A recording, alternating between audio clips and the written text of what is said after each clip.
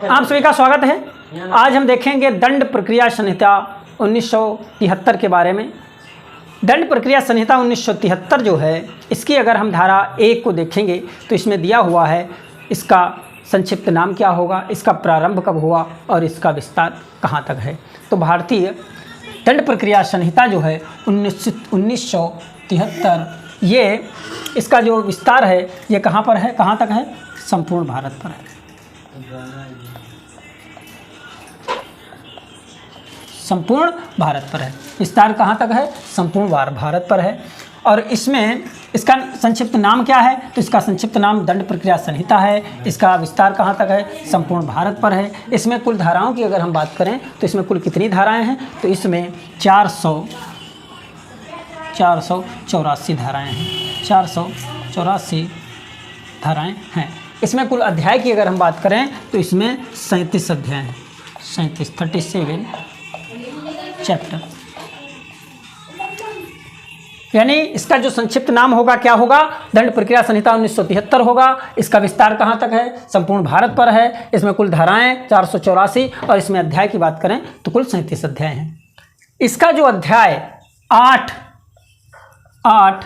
10 और 11 है, ये नागालैंड राज्य और जनजाति क्षेत्र पर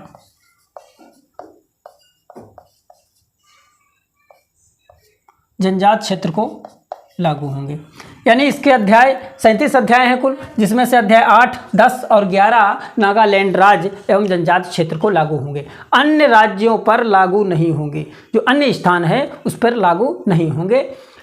लेकिन जो संबंधित सरकार है इसको अधिसूचना जारी करके अन्य राज्यों पर भी लागू कर सकती है। कौन कर सकता है, संबंधित सरकार अधिसूचना जारी करके, क्या अधिसूचना जारी करके अन्य क्षेत्रों पर भी क्या कर सकती है, लागू कर सकती है। ये हो गया। अगर इसकी धारा हम 2 देखेंगे, ये तो हो गया 1 में, धारा 1 में इसका जो सेक्शन 1 है कि इसका नाम क्या होगा, विस्तार कहाँ तक है और इसका प्रारंभ कब है। इस पर इसकी जो अनुमति मिली थी, राष्ट्रपति महोदय ने जो अनुमति दी थी वो कब दी थी, इस पर अनुमति मिल गई थी 25 जनवरी को। यानी राष्ट्रपति महोदय ने जो अनुमति दी थी वो 25 जनवरी को ही दे दी थी। लेकिन ये लागू कब हुआ, लागू जो है ये 25 जनवरी को अनुमति मिल गई थी, लेकिन ये लागू 25 जनवरी को नहीं हुआ। ये लागू हुआ है 1 अप्रैल 1974 को। यानी अनुमति कब मिली, 25 जनवरी 1974 को, और लागू कब हुआ, 1 अप्रैल 1974 को। ठीक है। तो इसकी धारा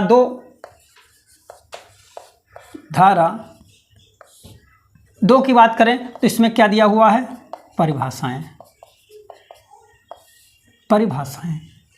परिभाषाओं में कौन सा शब्द किसका क्या अर्थ होगा, जैसे जमानती क्या होगा, अजमानती क्या होगा, संज्ञेय क्या होगा, असंज्ञेय क्या होगा, तो इनके बारे में बताया गया है। जिसमें धारा 2 की उपधारा 1 को अगर देखें हम, धारा 2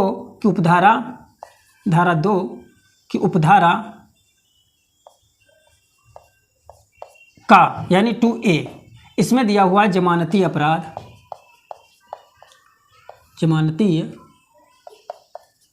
एवं अजमानती। इसमें ये बताया गया है कि कौन सा अपराध जमानतीय होगा और कौन सा अपराध अजमानतीय होगा। तो इसमें जमानती और अजमानती अपराध की परिभाषा जो है वो प्रत्यक्ष एवं अप्रत्यक्ष रूप से दी गई है। जिसमें अगर जमानती अपराध की बात करें तो इसमें कहा गया है कि जमानती अपराध से वह अपराध अभिप्रेत है जिसे दंड प्रक्रिया संहिता की प्रथम अनुसूची में जमानती के रूप में दर्शाया गया है, जिसे जमानती रूप में दर्शाया गया है। यानी हम कह सकते हैं कि जो अपराध दंड प्रक्रिया संहिता की प्रथम अनुसूची के अनुसार जमानती के रूप में हैं उन्हें हम क्या कहेंगे, जमानती अपराध कहेंगे। जैसे जमानती अपराध, अगर हम दंड प्रक्रिया संहिता में प्रथम अनुसूची के कॉलम नंबर 5 में देखेंगे तो उसमें दिया रहता है जमानती है कि अजमानती है। जो दंड संहिता है हमारी, तो सीआरपीसी जो है, सीआरपीसी में प्रथम अनुसूची जो दी हुई है उसमें आईपीसी जो है हमारी, उसके बारे में बताया गया है कि कौन सी धारा का, उसमें पहला कॉलम अगर देखेंगे तो उसमें सेक्शन दिए हुए हैं, दूसरा जो प्रोविज़न दिया हुआ है, फिर एक मामला संज्ञेय है कि असंज्ञेय है, और ये जमानती है कि अजमानती है, कौन सा कोर्ट इसका ट्रायल करेगी, विचारण कौन सी कोर्ट करेगी, कौन प्रथम वर्ग मजिस्ट्रेट करेगा या सेशन कोर्ट करेगा, क्या करेगा, इस तरीके से दिया हुआ है। तो जमानती अपराध जो है जो हमारी दंड संहिता है, जैसे 323 जमानती अपराध में 323 हो गई, 312 हो गई, और ये 312 हो गई, और 309 इत्यादि जो हैं ये जमानती प्रकृति के हैं। अन्य भी दिए हुए हैं। तो 323, 312, 309 स्वेच्छोपहत कारित करना, गर्भपात कारित करना, आत्महत्या का प्रयास करना, तो ये जमानती के रूप में बताया गया है। अजमानती अपराध कौन से अपराध कहे जाएंगे? तो अजमानती अपराध का अगर हम विश्लेषण करेंगे परिभाषा का, तो उसमें यह दिया हुआ है कि अजमानती अपराध से वह अपराध अभिप्रेत है जिसे जमानती के रूप में नहीं बताया गया है, या जो अपराध जमानती नहीं है वो अजमानती अपराध है। कौन सा अपराध जमानती नहीं है? जैसे अगर हम दंड संहिता की बात करें तो दंड संहिता में देखेंगे धारा 302, 304, 307 इत्यादि और भी हैं। तो ये अजमानती अपराध कहे जाते हैं। जैसे हत्या हो गया तुम्हारा, हत्या का प्रयत्न हो गया, मानववध हो गया। तो ये बात हुई तुम्हारी जमानती और अजमानती अपराध की। अब इसका निर्धारण कैसे हो? अगर इसके हम डिटर्मिनेशन की बात करें, इसके निर्धारण की बात करें, यानी निर्धारण की बात करें कि कौन सा अपराध जमानती होगा और कौन सा अपराध अजमानती होगा। जैसा कि हमने अभी बताया, तो इसके निर्धारण के लिए हमें, अगर वह अपराध दंड संहिता में वर्णित है तो हमें देखना होगा दंड प्रक्रिया संहिता 1973 की प्रथम अनुसूची में 6 कॉलम दिए हुए हैं, जिसमें 5वां कॉलम हमें बताता है प्रथम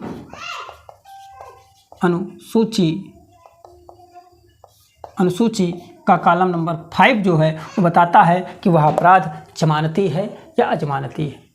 यदि वह अपराध दंड संहिता में वर्णित नहीं है, अगर वह अपराध दंड संहिता में वर्णित नहीं है तो ये कैसे पता चलेगा कि वह अपराध जमानती है या अजमानती है?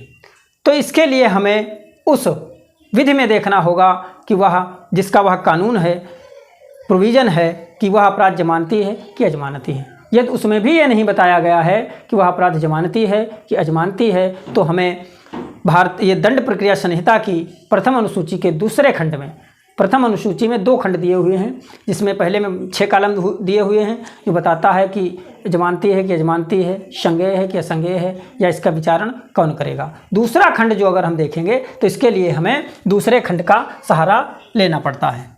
प्रथम खंड, दूसरा खंड, प्रथम अनुसूची का दूसरा खंड। तो यदि वह अपराध आईपीसी में वर्णित नहीं है, दूसरा कानून है और उस कानून में भी नहीं बताया गया है, तो हम दूसरे खंड में देखेंगे जिसमें ये लिखा हुआ है कि यदि वह कानून 3 वर्ष या 3 वर्ष से अधिक के कारावास से दंडनीय है, यानी 3 वर्ष या 3 वर्ष से अधिक से दंडनीय है, से पनिशेबल है, तो वह क्या होगा? अजमानतीय प्रकृति का होगा, अजमानतीय प्रकृति का होगा। और यदि वह 3 वर्ष से कम के कारावास से दंडित है, यानी यदि 3 वर्ष से